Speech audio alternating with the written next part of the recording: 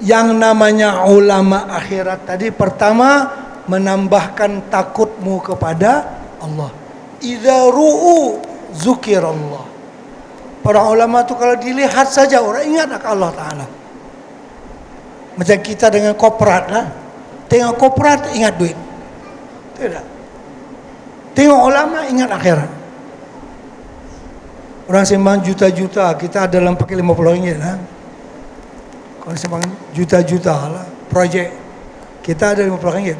Kita pun bengang-ringang lagu tu. Baik. Yang kedua, orang yang menambah kegemaranmu ke negeri akhirat. Dunia ni sehebat manapun sikit. Ya. Kalau kita sembahyang sunnah subuh, qabliyah subuh 2 rakaat, apa pahala dia? Khairun minad dunya wa ma fiha. Lebih baik daripada dunia dan seisinya. 2 rakaat qabliyah subuh tu lebih baik daripada dunia dan seisinya. Bukan Pulau Pinangnya kecil ya. Satu dunia masuk Amerika, masuk Eropa.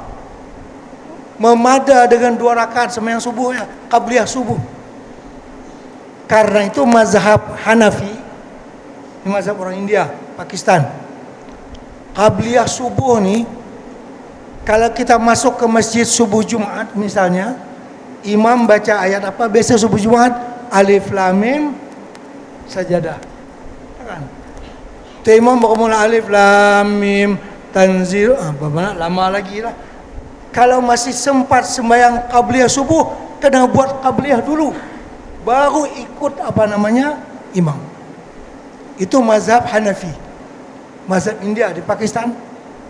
Kalau Syafi'i kita di Malaysia, bila orang sudah qamat, la salata ilal maktubah, tidak ada sembahyang kecuali yang wajib, terus ikut imam saja. Walaupun kalau nak sembahyang subuh, qabliyah subuh pun tapi kita tak buat. Kenapa? Karena bila sudah qamat terus ikut imam. Kalau Hanafi, daripada perlunya qabliyah subuh, apalagi subuh Jumaat, kalau sempat dia sembahyang sunat subuh dekat pintu sana, habis masuk dia mau ikut sini. Dan lagi tak jadi masbuk. Dia kena sembahyang qabliyah subuh. Karena qabliyah subuh tadi lebih baik daripada dunia dan seisinya. Baik. Jadi ulama akhirat, ulama warasatul anbiya, orang yang mengajarkan kepada kita tentang kelebihan akhirat. Kita di dunia ni hidup sementara.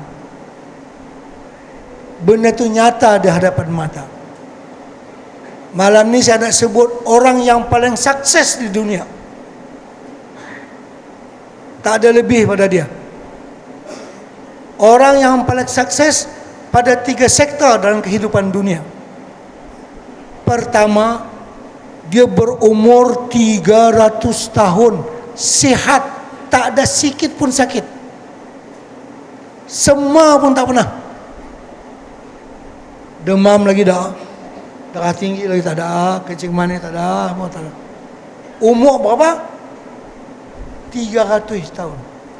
Di segi kesihatan tak ada tandingan. Bukan sikit, 300 tahun. Tak pernah semua. Demam lagi tak? Itu satu, bab kesihatan. Paling sukses kan?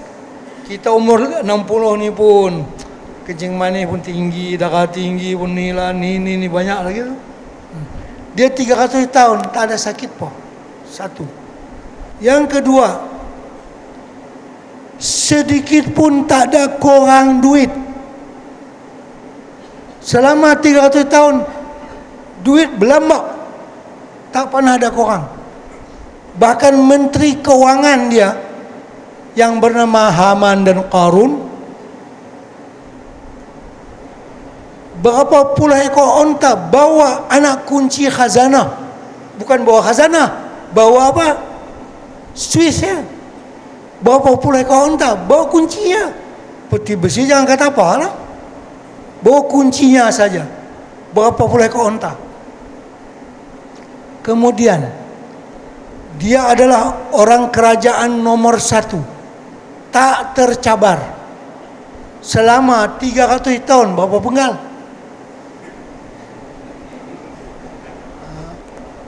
Bapak Penggal ipayah kira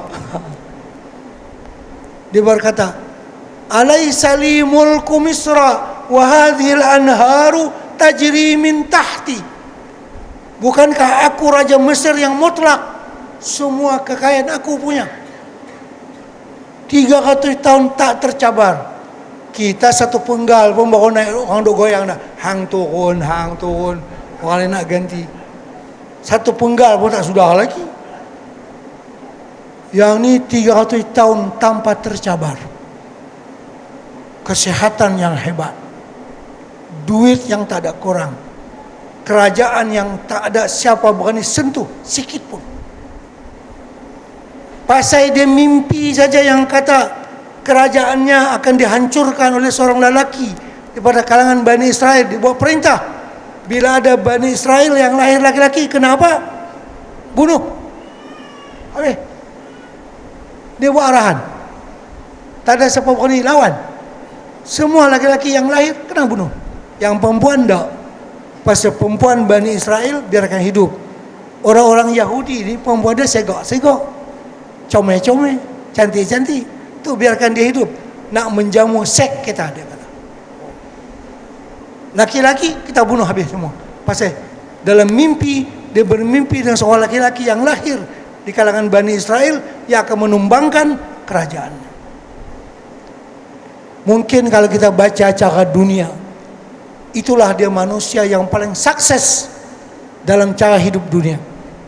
Badan sehat tak pernah sakit, duit jenuh tak pernah kurang, kerajaan full tak tercabar.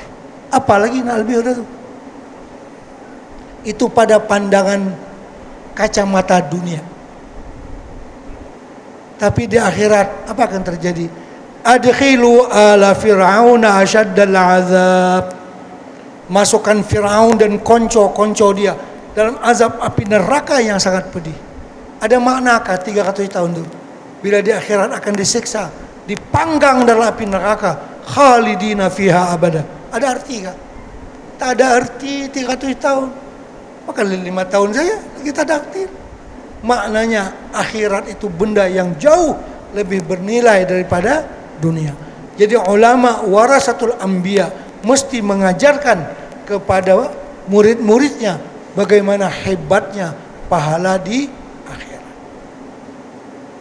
Dan juga sebaliknya, yang ketiga apa tu? Dia mengajarkan bahawa dunia ni rendah. Dunia ni sementara. Dunia ni kita hidup di sini dan kita perlu mengaturnya. Tapi bukan untuk hidup selamanya. Kita atur baik-baik supaya hidup kita bagus. Karena dengan dunia kita boleh beli akhirat. Betul kan? Kata Imam Al-Ghazali, musuh manusia ni 4. 1 aduwwum mubin. Musuh yang nyata, yaitu iblis ataupun syaitan. Yang 3 lagi, kena gaya boleh buat kawan, tak kena gaya jadi musuh, yaitu nafsu, dunia, makhluk. Yang 3 ni kena gaya boleh buat kawan. Nafsu, kalau tak kena gaya dia tunggangi kita, nak makan apa pun makan, nak minum apa pun minum, nak buat apa pun buat, mana boleh. Itu nafsu menguasai kita. Nafsu diikutkan hawa dia. Dia patulu anahan nafsa anil hawa. Jadi kalau nafsu yang menguasai kita, kalahlah kita. Tapi kita menguasai nafsu. Manusia ni unsur nafsu ada. Kalau tak ada nafsu bukan manusia, itu malaikat. Kita ada unsur nafsu. Kita nak makan, nak minum. Ni lepas maulid ada makan ke tak ada pula? Ada nafsu tu. Ada. Kalau tak ada nafsu, orang buat kenduri pun sia-sia saja. Bagi kena ada nafsu orang makan. Tapi bukanlah nak makan kaki 2 pun tak apa, kaki 3, kaki 6, kaki 8 boleh makan belakang, tak boleh. Nak makan ini boleh makan, yang ni tak boleh makan. Ni sembelih macam ni boleh makan. Tak sembelih, sakit jadi wabak, jadi apa, virus, jadi apa, tu pasal dia makan ikut suka. Kita makan ada aturan, yang ni boleh makan, yang ni tak boleh makan, yang ni boleh minum, yang ni tak boleh minum, yang ni boleh bersama, itu isteri kita, yang ni tak boleh, orang lain. Kita ada nafsu juga, kita perlu tunai juga, tapi pada yang dihalalkan oleh Allah, isteri kita sendiri. Ini anak orang lain tak boleh kita, kecuali dengan menikah dengan yang syar'i. Nah, nafsu kalau kena gaya boleh buat kawan, tak kena gaya tolak, dia menghancurkan kita. Yang kedua, harta, dunia. Dunia kalau kena gaya boleh beli syurga, tak kena gaya ditunggang kata kita, lengkup kita. Ya. Ini pandangan Islam yang mengimbangkan pemikiran antara dunia dengan akhirat. Bukan dua itu seimbang, tidak. Artinya memberikan perhatian kepada keduanya. Waktu nak perang Tabuk, perang Tabuk di zaman Rasulullah, daripada Madinah nak pergi ke Tabuk 700 km. Dari Penang Singapura berapa? Penang Singapura. Kalau Al start Singapura dalam 700 ya. Berapa Penang ke Singapura? Dalam 600. Kalau Tabuk daripada Madinah jauh lagi lah. Dia 700 km. Daripada Madinah nak pergi ke Tabuk. Pertama, perjalanan yang jauh. Yang kedua, musim panas. Orang Kedah panggil musim timok. Musim urih padi. Musim ambil padi dulu lah. Lah padi pun tak jadi musim lah. Ya kan? Musim panas dan musim ambil buah korma. Buah korma ni diambil musim panas. Lagi panas, lagi manis korma. Hujan, korma tak manis. Macam tembikai lah. Lah tak hujan, beli tembikai, buka-buka, manis. Raw hujan saja, tembikai, tawar, tak sedap. Tu di Madinah dia perlu panas, sampai kadang-kadang 45 darjah Celcius. Pasal apa? Diperlukan panas itu untuk memaniskan korma. Jadi ada tiga. Pertama, perjalanan yang jauh. Yang kedua, musim panas. Kalau kita di Madinah, musim panas, nak turun daripada hotel pergi masjid pun, Allah. Ni nak pergi 700 km. Tak ada R&R pula. Kampung pun tak ada. Dan duit pun tak ada lagi. Pasal korma tak ambil lagi. Nabi kita kempen. Marilah derma seorang sikit. Ni peperangan jauh ni 700 km. Perlu banyak duit. Berkahaya banyak mana kena bawa. Sahabat Nabi sengap, tak kata apa. Bukan tak ada derma, duit tak derma tak ada. Kurma tak ambil lagi. Macam orang Kedah. Orang Kedah ni ada peribahasa, nak beli jagung sebilah pun kena jual padi dulu. Padi tak ambil lagi, duit tak ada. Jadi sahabat Nabi bukan tak nak nyumbang, nak, tapi benda yang nak bagi itu tak ada. Sengap. Akhirnya Sayyidina Osman bin Affan, yang peniaga besar, angkat tangan pelan-pelan. Ya Rasulullah, saya insya Allah bagi derma 100 ekor onta dengan pelana dan alat-alatnya selengkapnya. Bekah airnya, itu, ini dan sebagainya. 100 ekor onta. Berapa 1 ekor onta? Si lembu korban 3,000 lebih. Mana 100 ekor onta tu dengan alat pelananya, bekas-bekas dan sebagainya tak kurang pada 5,000. Kali 100 berapa? 5,000 kali 100 berapa? Ni saya bukan pandai kalkulator. Ni cikgu-cikgu yang ni. Berapa? 5,000 kali 100, 500,000, setengah juta. Osman nyumbang setengah juta. Orang lain 10 ringgit pun tak boleh sumbang. Pasal apa? Dia ada duit. Tu Nabi kempen lagi berikutnya. Ayo lagi, siapa lagi? Siapa tak boleh angkat tangan pasal duit tak ada. Osman angkat lagi pelan-pelan. Ya Rasulullah, saya tambah lagi 1 ekor onta. Tadi 500.000 lah, tambah lagi berapa? 500.000, berapa? 1 juta. Kempen lagi. Siapa tahu yang katakan? Utsman pelan-pelan kali ketiga, ya Rasulullah, saya tambah lagi 100 ekor unta. Bermakna berapa dia punya uang? 1,5 juta. Nabi kita cakap, ma darra Utsmana ma fa'ala ba'da. Utsman, lepas ni engkau nak buat apa pun, buatlah, engkau syurga bagi engkau. Bukan engkau boleh berzina, tak boleh. Nanti maksudnya engkau ahli syurga. Artinya Utsman bin Affan telah membeli syurga dengan duitnya, dengan harta dunia. Jadi dunia ni kalau kena gaya boleh buat kawan lah. Yang jadi masalah ni kedekut, genggam, apa? Ni, genggam tak tirik. Masalah ni. Ada lagi bahasa Kedah yang teruk juga lah. Tai hidung apa? Masin. Apa maksud tai hidung masin? Kalau boleh buat gulai tak payah buat garam lah, buat tai hidung dia aja. Jimat sikit. Pasal dia masin. Amboi, kasar sungguh lah itu tai hidung masin. Mak kedekut sangat.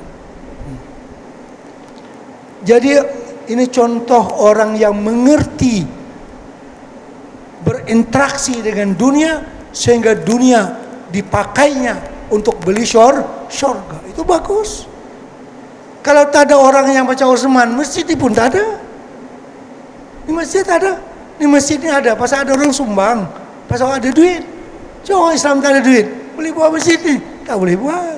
Perlu adanya orang-orang kaya yang mentalitinya macam mentaliti Utsman bin Affan. Jadi dunia tidak salah. Yang salah bila cinta dunia sampai kedekut, sampai tak bagi kepada orang lain, sampai dia sendiri pun kedekut atas diri dia sendiri. Itu tak baik. Musuh yang ketiga, tadi kan pertama iblis, itu aduwwum mubin, syahwat, dunia. Yang terakhir manusia. Manusia ini musuh kita.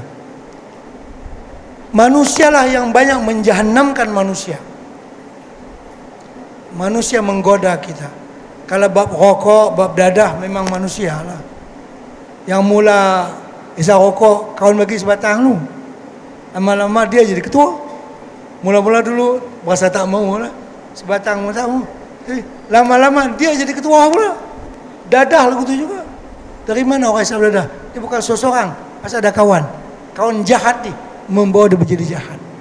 Tapi manusia juga orang yang alim boleh merubah kita menjadi hamba yang saleh. Bukankah begitu? Jadi manusia ni ada orang yang kita boleh buat kawan, ada orang yang jangan buat kawan. Kalau simbang bab ni sampai subuh tak habis tuan-tuan. Itu mengajilah. Tapi apa yang saya nak sebutkan di sini bahawa para ulama warasatul anbiya mesti mengajarkan apa-apa yang Nabi kita ajarkan kepada umatnya supaya menikmati kehebatan, kemanisan, keindahan agama Islam itu sendiri yang merupakan rahmatan lil alamin. Dan fahamnya betul, mengikuti para ulama yang zaman dahulu sampai bersanad kepada baginda Rasulullah sallallahu alaihi wasallam. Baik tuan-tuan,